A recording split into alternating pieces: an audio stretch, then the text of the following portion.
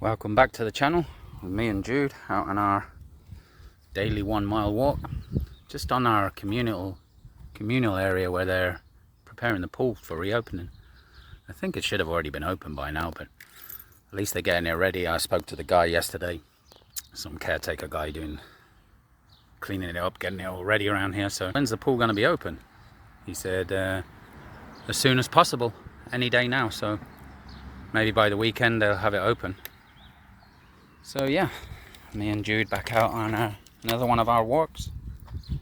We're going to take a slightly different route, or route as Americans would say, and we're going to turn right out of my road today and see what kind of differences there are compared to on the route I was on in my last video, and also talk about some of the differences between the UK, the USA and Europe in general. Yeah, so we have turned right out of my street, coming out of here, turning right this way, and see what differences we're going to find today. Yeah, so let's go on to another big difference that you'll find here out on the roads and out and about. One massive difference that shocked me the first time I saw it was people on motorcycles, motorbikes, scooters, mopeds, whatever, motorbikes, they don't wear helmets. Well, some sensible ones do, but the vast majority of the people, they don't wear helmets, and that is quite shocking for a person from the UK and then also living in Spain, where it's required by law that you must wear a proper compliant helmet at all times when out on public roads. I mean, you should be wearing one anyway, but it is the law in all of the EU and in the United Kingdom that you must wear a fully compliant approved helmet at all times. And also you will mostly see people wearing proper motorcycle gloves, knee pad protection and boots. And it goes without saying why. If you fall off a motorcycle without that kind of stuff on, you're going to do yourself serious damage. But a helmet is a no-brainer, and if you don't wear a helmet, you probably don't have a brain to protect anyway. So I don't even understand why it needs to be required by law, but yeah, the vast majority of people here do not wear a helmet while riding a motorcycle. It's very, very hot here today. I know that it's not as sunny as my last video, but it's much hotter temperature. It's well into the 80s, so into the 30s here, 30 degrees Celsius, 80 odd plus Fahrenheit. So yeah, that's why the dog wants to walk at a lower pace today. This is a street just connecting the street off my own street up to where the public high school is here. So we're probably going to walk past the local high school. But the next biggest difference between almost all of Europe and the United States, may as well get that one out of the way here, it's nothing to do with the roads or the outdoors, it's to do with healthcare. So in the United Kingdom we have the National Health Service, which is universal healthcare for all, free at the point of use. It's paid for by general taxation called national insurance, where you pay that out of your salary monthly, but you don't ever get a bill for visiting the doctors, the hospital. There's no co-payments, no deductions. So people in Europe who haven't lived in the United States will be thinking, what the hell are co-payments or deductions? So here in the United States, the health service is totally privatized. Most of the hospitals are private companies, and if you want to get seen there, you need to have health insurance. So this is just an insurance, the same as car insurance, home insurance, but this insurance covers you if you need to use the doctors or the hospital. But like most insurance policies, you'll have what's called an excess in the UK, which is a payment. Let's say your car is a total write-off, but you might have an excess of £1,000. So your car might be worth, say, 10 grand, but because you have a 1,000 excess, the insurance company will only pay you 9. Well, that's what they call here co-payments and deductibles. So you will have something like a $4,000 co-payment every year. So you have to pay up to the first $4,000 of whatever treatment you have on anything yourself. And then you have co-payments. So even where your health insurance does cover you for say an annual doctor's visit, the full price of that might be something like $200, and your insurance say covers 3/4 of it, but you still have to pay $50. And if you don't have a health insurance, you have to pay the whole fee yourself. So people literally go bankrupt here. It's the main cause of bankruptcy in the United States is health debt. Can you believe that? Which, of course, there is zero bankruptcy over health debt in the UK or most of Europe. Definitely Spain. I had free healthcare in Spain after working there, free at the point of use, never get a bill. And so when you come to the United States, it's just like mind-boggling that you get bills for healthcare. Whereas in Europe and the UK, we class that as a human right for everybody, regardless of your status or salary, or even you don't work or have no income. Everybody gets healthcare. And believe it or not, although public opinion is changing here in the United States now, because of the internet, because of much more globalized traveling, a lot of Americans have seen that universal healthcare does work in other countries. They always thought they didn't want it here because it wouldn't work. You would get people who don't work just clogging up the system, and until they realize themselves that one day they don't work, they get fired and lose the job, and the next thing they've got no healthcare, and then they suddenly realize, oh, maybe universal healthcare wasn't such a bad idea. So public opinion is changing on it, but I doubt political opinion ever will, because there's two massive industries here that make huge money out of Americans being ill, and being ill for a long time. They don't want you to die, they also don't want you to be cured. So ideally, the big farmers and the food companies would want every American to be diabetic for life. That's what they love. And they'd all make a ton of money. Well, they make a ton of money anyway, because type 2 diabetes is a massive, huge problem here. And the obesity levels in the United States are off the scales.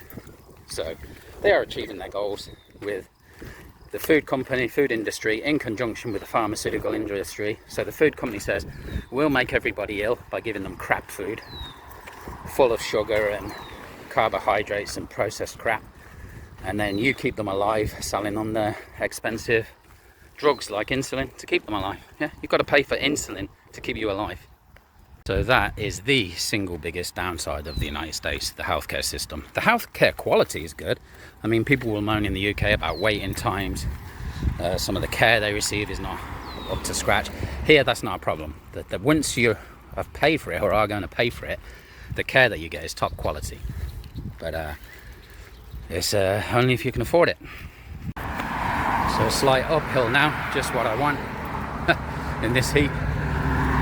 Yeah, and the second biggest down thing, let's get the downsides out of the way. The biggest ones is obviously gun culture, gun crime. I think outside of Johannesburg in South Africa, the United States has more gun homicides, more gun murders than anywhere else in the world. And it's not surprising, because there are more guns in this country than there are cars and people combined. Oh yeah, sorry, had to pause that video there for a bit while I walked up that big hill, and then me and Jude get our breath back, as I wouldn't have been able to talk. Still slightly out of breath. That's a big, steep hill and long. So yeah, we'll carry on down. Come on, Jude. Carry on down this way now. This is the road of the high school for this town. So the next thing you're going to see, we'll be approaching the school. So yeah, we're approaching the high school here. They're in their last week. They would have been finishing this Friday, but what happens is when they are snowed off during the winter for snow days, they add those days on, and because we had 4 snow days off, they got to work the extra week next week. Monday's a school holiday anyway, or a bank holiday, but the 4 days are the rest of next week, so they got an extra week to do. Remember I told you in the last video, they put the speed limit, they write speed limit above the speed limit sign. I don't know if you can just see it there on that one. But yeah, school speed limit 25. Yeah. So yeah, this is the local high school. So the good thing about all the schools here, not universities or colleges as they call them, but all the schools, all the children have free school bus. So that is one of the things that are really great in the United States, that even if you live in a complete rural area, the school bus will still come to your house to pick you up. You don't have to go to a bus stop, it picks you up literally right by your front door. When we lived in the house, it literally picked my kids up at the end of the driveway. Now we live in a complex, so it picks all the kids up in the same spot, but it's literally like 20 feet from our front door. So yeah, this is the high school. It's reasonably new. I'm not sure what year it was built, but you can tell by the building that it's, I don't know, maybe 10 to 20 years old maximum, I guess.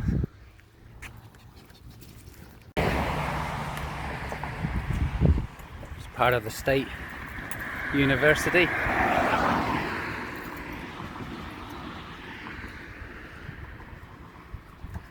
Nice university, good reputation, or college as they call it here.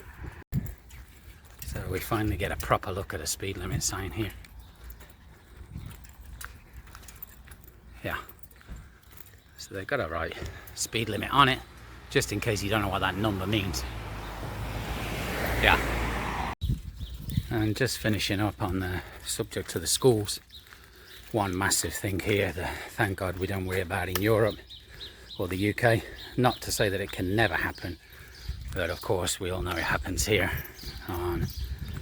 probably on a weekly basis. Somewhere in the United States there's a school shooting. So every parent's worst nightmare when they get a call from the school is, hope to God it's not that.